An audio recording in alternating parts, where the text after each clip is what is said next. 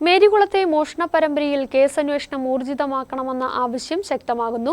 മോഷണം നടന്ന് ഒരാഴ്ചയോടടുക്കുമ്പോഴും അന്വേഷണം തൃപ്തികരമല്ല എന്നാണ് വ്യാപാരികൾ പറയുന്നത്. വീണ്ടും ഒരു മോഷണത്തിന് അവസരം സൃഷ്ടിക്കാതെ ഉടൻ മോഷ്ടാവിനെ പിടികൂടാനുള്ള നടപടി പോലീസിന്റെ ഭാഗത്തു നിന്നും ഉണ്ടാകണമെന്ന ആവശ്യമാണ് ഉയരുന്നത്.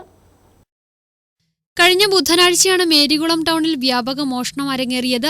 7 വ്യാപാരശാലകളിലും ഒരു സഹകരണ ബാങ്ക് ശാഖയിലും സ്കൂൾ കഞ്ഞിപ്പുരയിലുമാണ് മോഷണവും മോഷണശ്രമവും ഉണ്ടായത്. പല കടകളിൽ നിന്നും നിരവധിയായ തുക നഷ്ടപ്പെട്ടു. വലിയ തോതിലുള്ള നാശനഷ്ടങ്ങളും ഉണ്ടായിട്ടുണ്ട്. അടുത്ത കാലത്തായി ഇത് 3ാം തവണയാണ് തുടർച്ചയായി വ്യാപാരശാലകൾ കുത്തിത്തുറന്ന മോഷണം നടക്കുന്നത്. അടുത്ത കാലത്ത് തന്നെ കാഞ്ചിയാർ ലമ്പക്കടയിലും മുഖംമൂടി മോഷണം അരങ്ങേറിയിരുന്നു. ജില്ലയിലെ വിവിധ മേഖലകളിൽ മോഷണങ്ങൾ നടക്കുമ്പോഴും മോഷ്ടാവിനെ പിടികൂടാൻ പോലീസിന് ഇതുവരെയും സാധിച്ചിട്ടില്ല. CCTV ദൃശ്യങ്ങൾ ഉപയോഗിച്ച് നടത്തുന്ന അന്വേഷണം കൂടാതെ അന്വേഷണം കൂടുതൽ ഊർജ്ജസ്വലമാക്കണമെന്നാണ് വ്യാപാരികൾ ആവശ്യപ്പെടുന്നത്.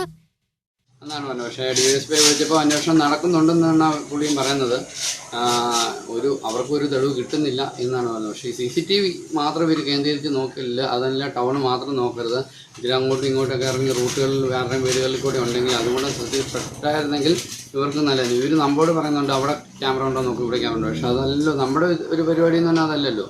ഇവരന്വേഷിക്കേണ്ട കേസ് നമ്മൾ വീടുകളിൽ കൂടെ പോയി അന്വേഷിക്കാൻ പറ്റത്തില്ല. അവർക്കാണെങ്കിൽ പോയി അന്വേഷിക്കാം, CCTV നോക്കാം. പക്ഷേ ഞങ്ങളങ്ങനെ പോയി നോക്കി കഴിഞ്ഞാൽ അവർ സമ്മതിക്കണമെന്നില്ല. അതുകൊണ്ട് അത് ഈ വന്ന റൂട്ടുകൾ ഇവർ പറയുന്ന ഏകദേശം റൂട്ടുകളിൽ അവിടെ എവിടെയൊക്കെ CCTV ഉണ്ടായില്ലേ ഒന്നും കൂടെ അന്വേഷിക്കേണ്ട ഒരു ഊർജ്ജം വേണമെന്നാണ് ഞങ്ങൾക്ക് പറയാനുള്ളത്.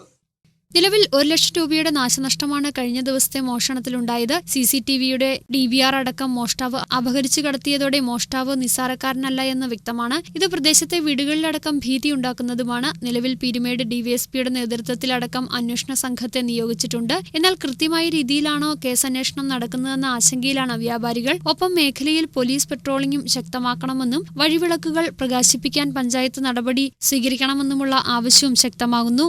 News bureau, Kattappana.